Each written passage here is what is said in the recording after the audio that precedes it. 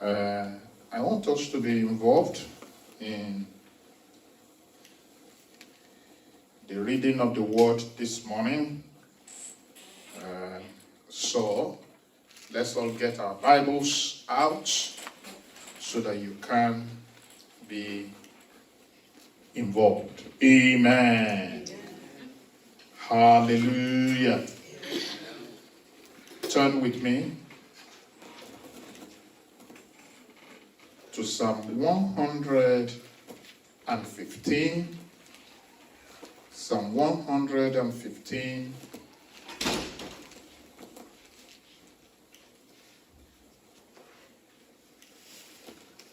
Verse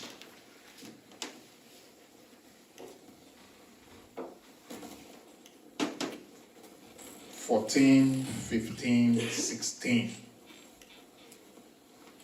Verses 14, 15, 16. May the Lord give you increase more and more. Amen. May the Lord give you increase more and more. Amen. Brothers and sisters, even just with that, it simply tells you that there's no matter how blessed a man is, there is still more that God can give you. Does that not? God is a God who specializes in always increasing people. Amen. Amen. God enjoys increase. Whatever God has done, God wants to see it multiplied. If it is anything good, are you following me? That God himself has done, he wants increase of it. Hallelujah.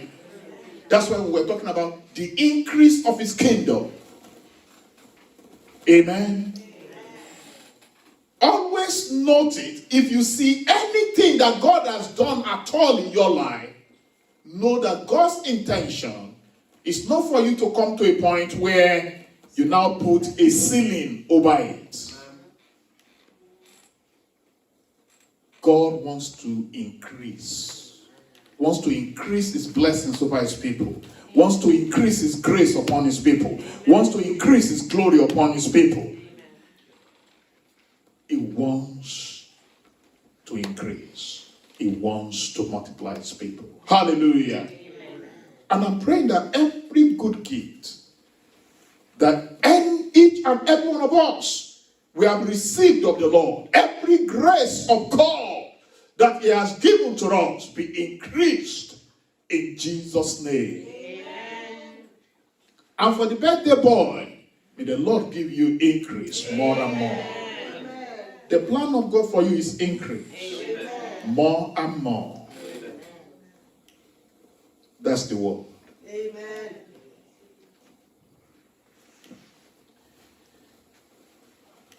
You and your children.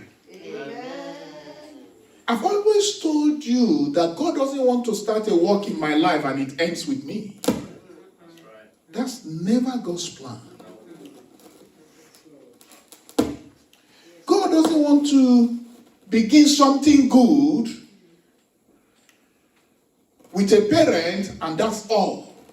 No, God wants his blessings, his grace, his gifts to be transferred,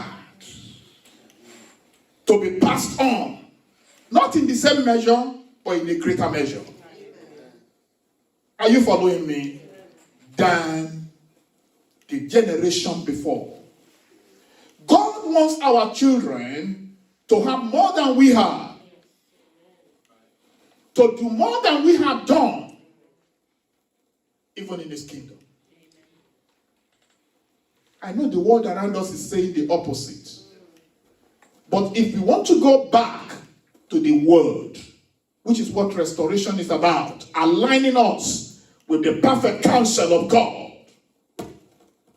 God doesn't want anything that he has done in our life to just even be passed on in the same measure. It has to be in a greater measure.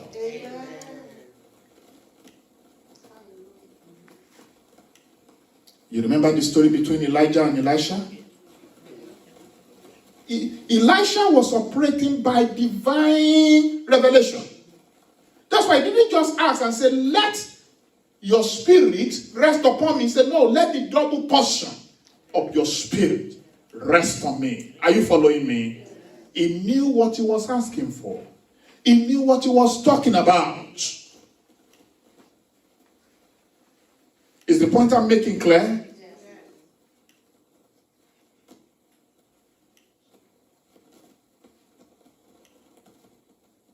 Hallelujah. Amen.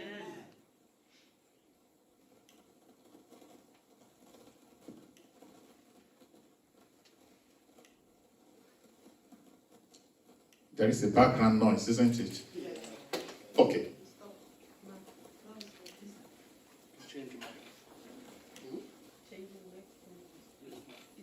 Hallelujah. Amen. Hallelujah. Amen.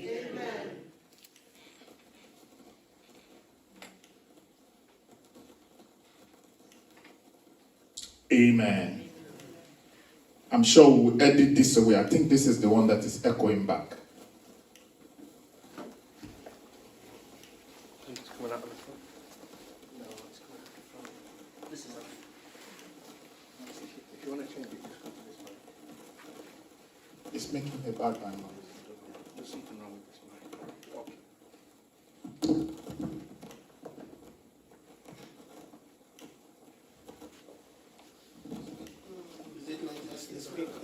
I think it's something. I'm not too sure what it is. Praise God. Amen. Yes.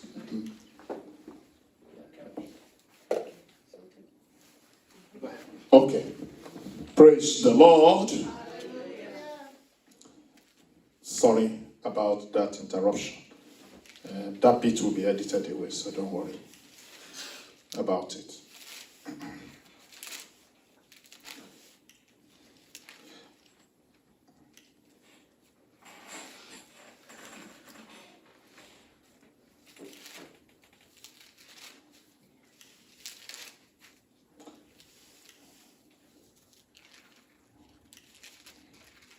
Sorry. Yes. Verse 15. May you be blessed by the Lord who made heaven and earth. Hallelujah. The heaven, even the heavens, are the Lord's, but the earth he has given to the children of men. Hallelujah. This is where I really want to start from this morning.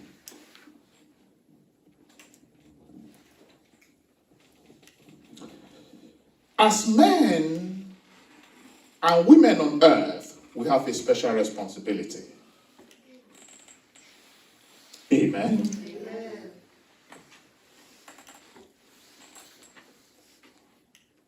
By this verse of the scripture,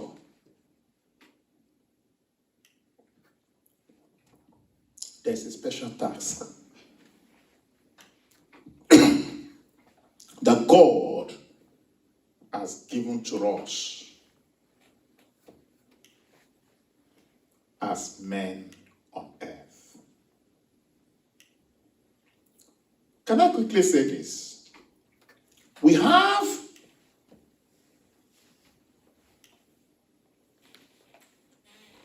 a great place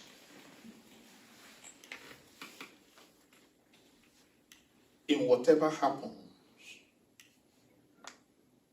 on this planet Earth.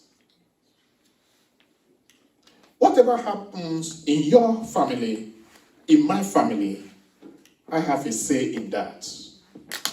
Significant say in that.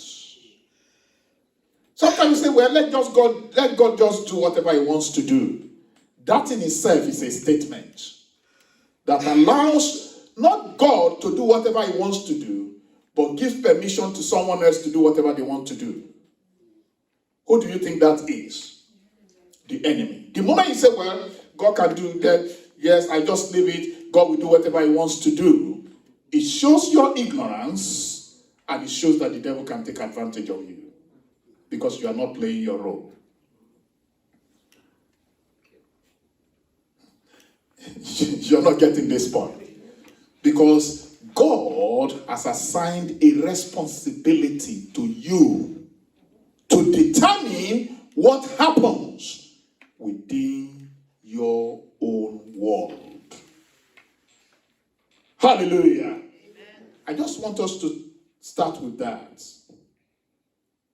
Before I go into the title for today, the message for this morning, briefly, I want to speak this morning on requirements for restoration. For restoration, what are the requirements? And I'm just going to pick on perhaps just one of them mainly. And that is the requirement for men. Hallelujah. If God wants to do a work of restoration on the earth, God requires human vessels. Amen. Because God has committed the earth to man, whatever he wants to do on earth, God wants to involve us. So we have a significant role to play in whatever God does on earth. Hallelujah. Amen. That is the point I was trying to make. I am required, you are required. If God cannot find men on earth, if there is a place God cannot find men, the work of God is delayed until God finds a vessel, a man, a woman. It will look as if God can do nothing. It will look as if nothing can be changed until God finds a vessel. Until God finds a man. The first question I want to ask this morning is this. Are you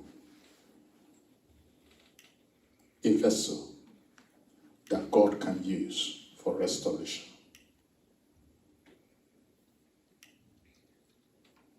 Am I positioned in such a way that God can use me for his work of restoration?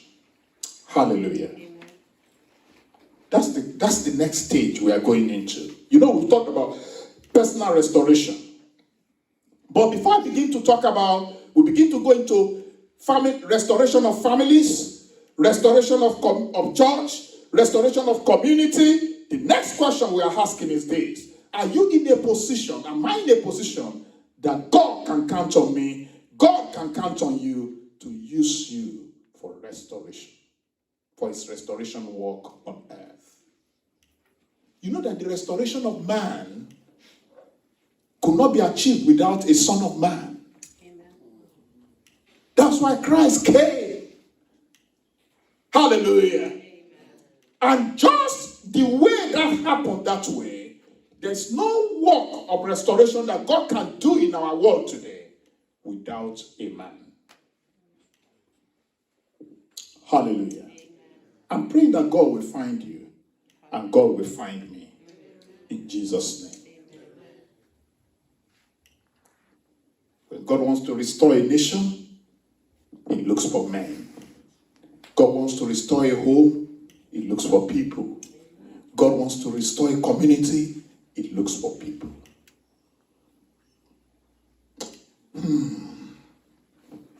I think this is a weighty question, isn't it? Then the next question we'll be asking ourselves is, what kind of men and women is God looking for? was a work of restoration. Hallelujah. When God was going to restore the children of the nation of Israel back to him in the day of Elijah, he found an Elijah, isn't it, who rebuilt the altar, called the people to the sacrifice, and whatever happened there, when God was returning his people to himself, he found an Elijah. The ministration that our brother brought about Elisha's ministry, God found an Elisha. Then began to restore individuals, communities. Are you getting me? Nations. Because he could find a man.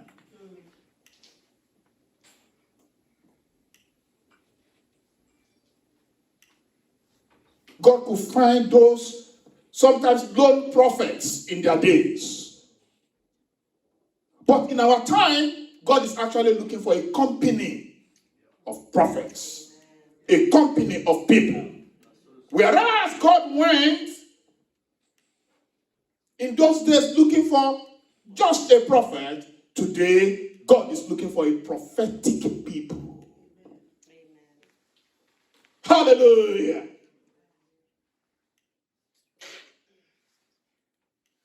So in the work of restoration, God needs a prophetic people.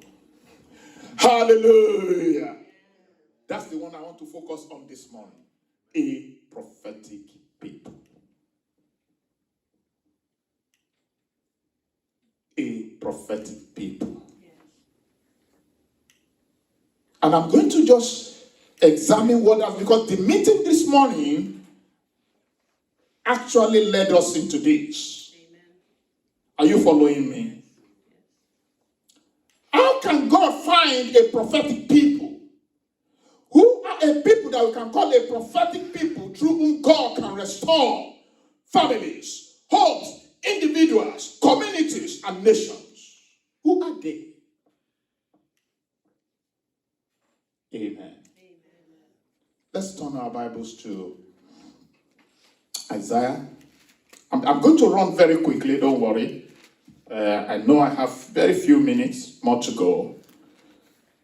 In Isaiah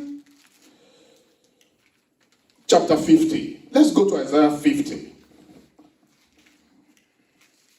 I just want you to see something there that should help us.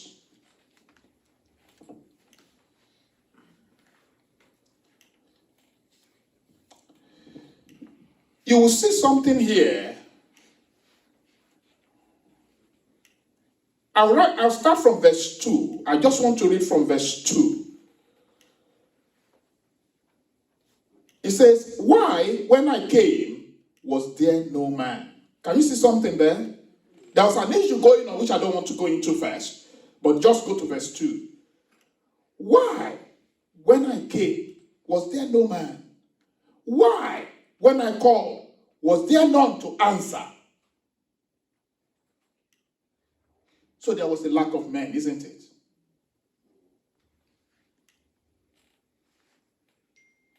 Something was going wrong, and God was looking to find a man. Is my hand shortened at all that he cannot redeem? Is it because I lack power to redeem, to bring back to me? No. You know what the answer is. Is the answer not clear? No. God wants to redeem people. God wants to restore people. God wants to save people. God wants to rescue nations. God doesn't like many things that are going on in our world today. But he said, when I came to do something, why was there no man? Why was there no one ready? Brothers and sisters, before we talk about anything else, before we even talk about the response of people, we must talk about a people that God can use.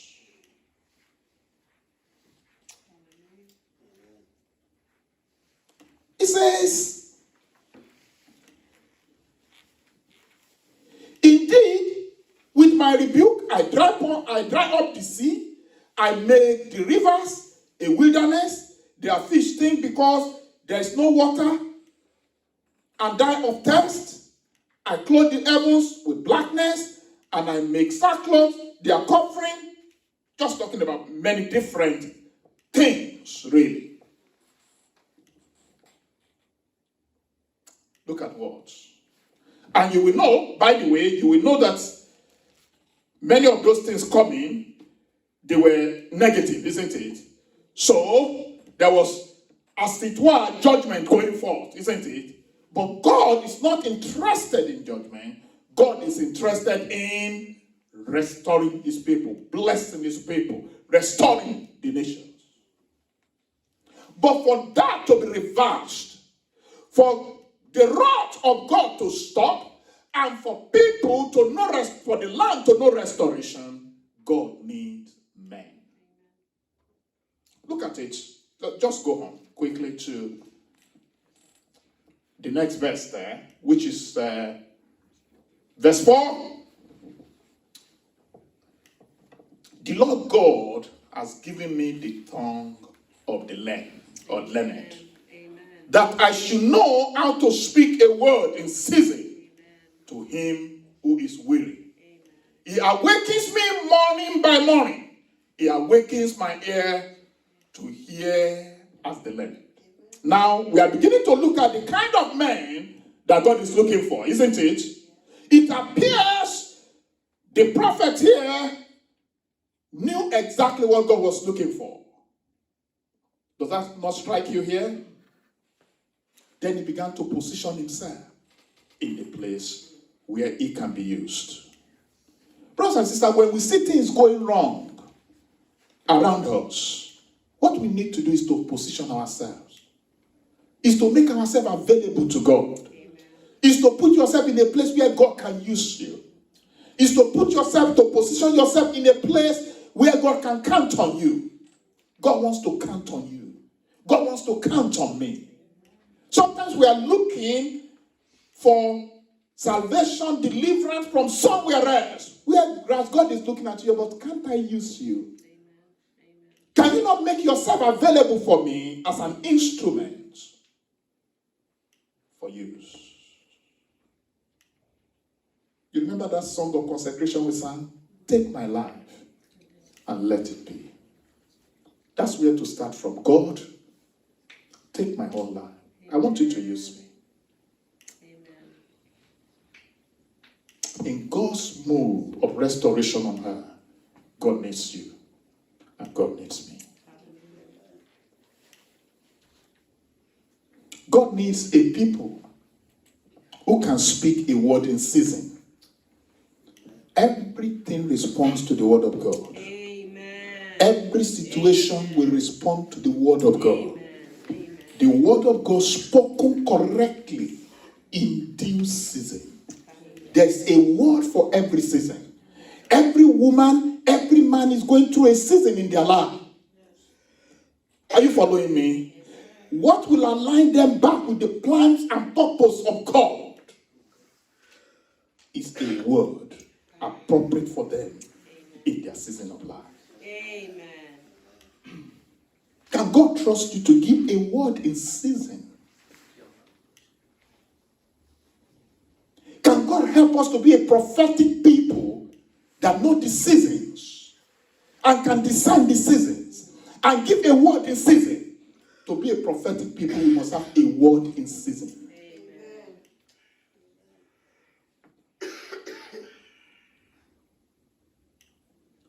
Hallelujah. Yes, my brother. God says, I'm looking for empty vessels, empty all the cares of the world. I'm looking for consecrated vessels. Amen. I'm looking for vessels set apart and holy. Amen. I'm looking for vessels and people that will stand up and will speak my word, even when it's unexpected. Amen. I'm looking for vessels into which I will place my glory. Amen. The very manifestation of my presence. Amen. Hallelujah. Amen. Thank you, Lord, for confirming your word. Why can't we just bow down our heads and, but we are not doing church. We want to bow down here and say, Lord, let's offer ourselves again. Maybe we didn't understand that song when it was raised. Take my life and let it be. I'm looking for a vessel. I'm looking for a vessel. Consecrated, set apart, holy. That will speak my word. In no smile, my word will be effective. I not pray and say, Lord, make me that. I release myself into your hand to be that vessel.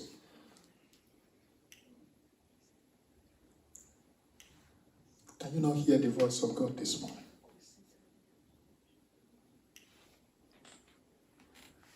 I like it when God interrupts us. Why not pray?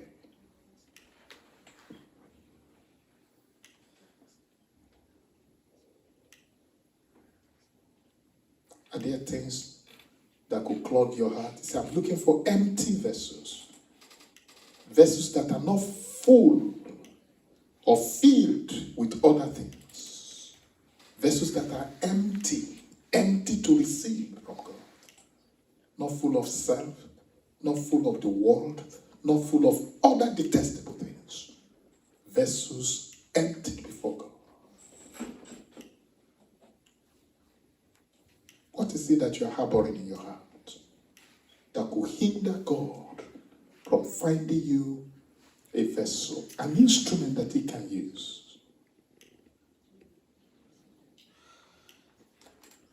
Why not repent of those things today? Why not empty those things before the Lord today? That he might use you. That he might use me.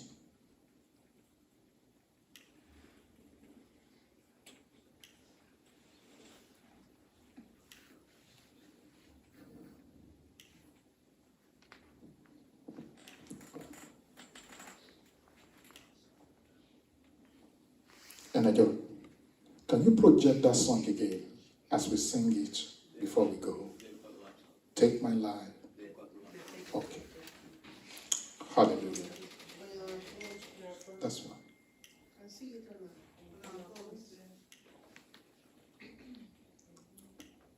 If you have it, open it for us.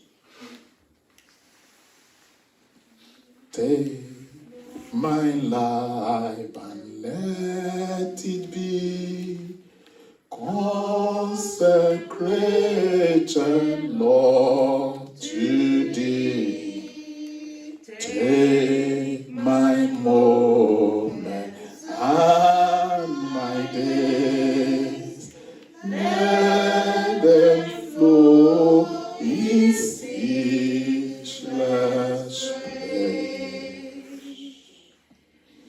Take my hands and let them move at the impulse of thy law.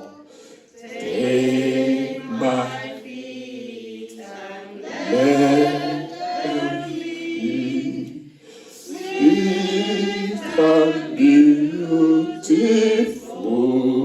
for thee. Take my voice and let me sing, always only for my King. Take my lips and let them be filled with messages from thee. Let's take that again. Take my voice and let me sing, always only for my King.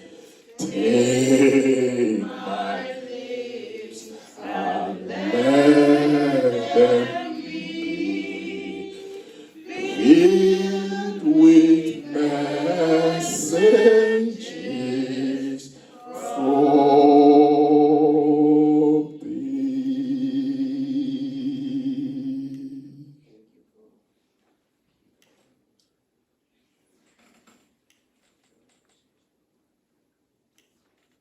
know you are talking to God this morning?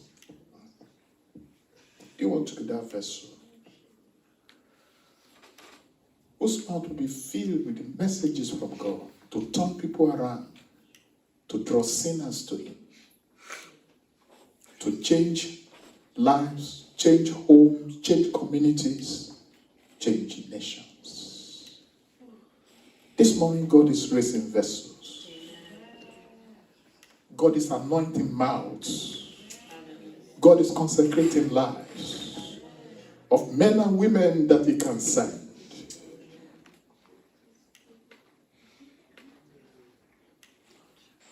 Will you be that man? Will you be that woman?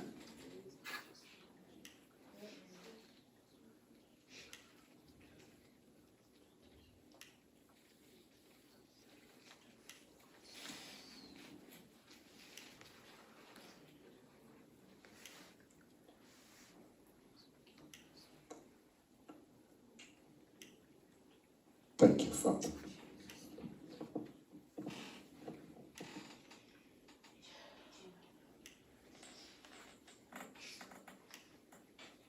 In Jesus' name, we have prayed. Amen. Let me conclude this place as we go. He awakens me morning by morning. He awakens my ear to hear as the learned. Who are these prophetic people? A people with ears to hear the voice of God. There are several of us here, we have never heard the voice of God. If you want to be sincere to yourself. But God doesn't want us to be like that.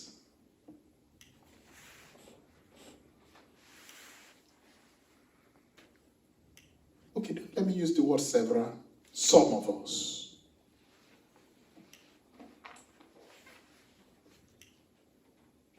I think it's time to pray and say, Lord, I just don't want to go around. I just don't want to play religion.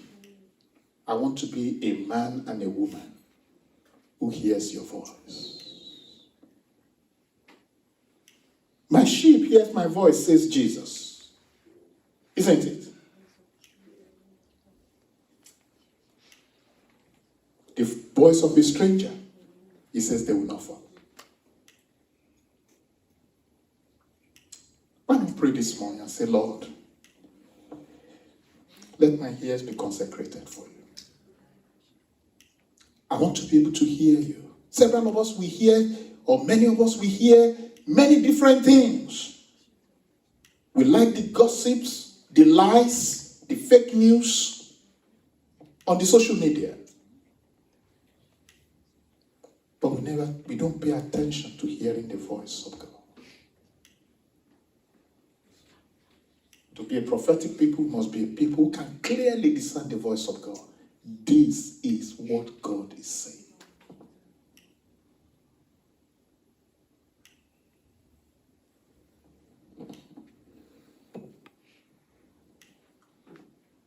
The Lord has opened my ears.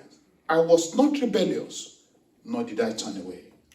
Who are these prophetic people? A people who are obedient to the word that they have heard. That's the kind of people God is looking for in His job of restoration on earth. An obedient people. A people who hear His voice and say, yes, Lord.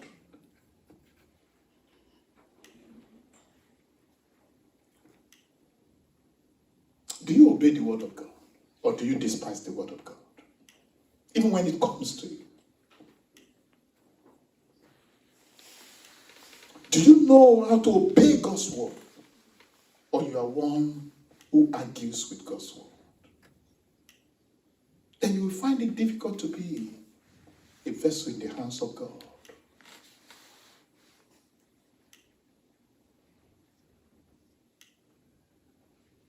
Why not pray for an obedient heart? These are attributes of a prophetic people.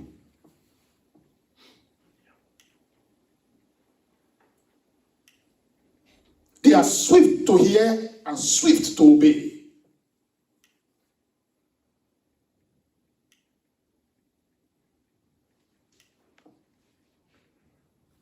I gave my back to those who struck me, and my cheeks to those who plucked out the beard. I did not hide my face from shame and spite. Hallelujah. They are resilient people. A people that cannot be discouraged readily.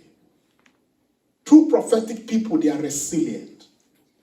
They are tolerant. They are enduring. Hallelujah. It's a mark of a prophetic people. They don't give up readily. They don't bow to pressure. What kind of person are you? Are you the kind of vessel God is looking for?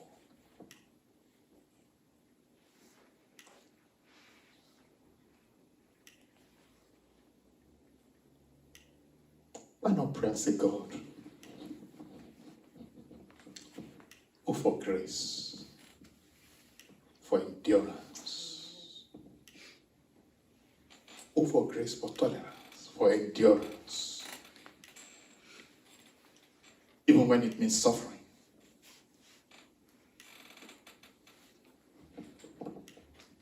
This morning is not the usual preaching. It's just an instruction from God. Let's position ourselves. Lastly, he says, for the Lord God will help me. Therefore, I will not be disgraced. Therefore, I have set my face like a flint, and I know I will not be ashamed. There are people full of confidence in God, full of trust in God, knowing that God will not allow them to fail. God will not disgrace them. There are people full of trust in God. How do you think Elijah would have set up that what do you call it, context, if he did not trust in God? They were men with unflinching faith in God. May the Lord help us in Jesus' name. They were full of confidence in God. How do you think Elisha would have brought a word that would transform a famine that has been going on for long and say, by this time tomorrow? That's confidence in God. That's trust in God, knowing that God will not put him to shame. The man who doubted him, he said, you will see it, but you will not taste of it. Because of their confidence in God. To be a divine prophet of restoration, be sure in your heart that God will not disgrace you. Let's close here. Hallelujah. Amen. Let's thank God for this morning. Just pray. I don't know what God has spoken to you this morning. Thank him and appreciate him. God wants to raise a prophetic people from amongst us. He wants to raise a people from amongst us whose word will count in what he's doing on the earth. Whose words will count in the affairs of the nation. Thank you, Father, for this morning. Thank you for speaking to us. In Jesus' name we have prayed. Amen. Have a good day, everyone. God bless you.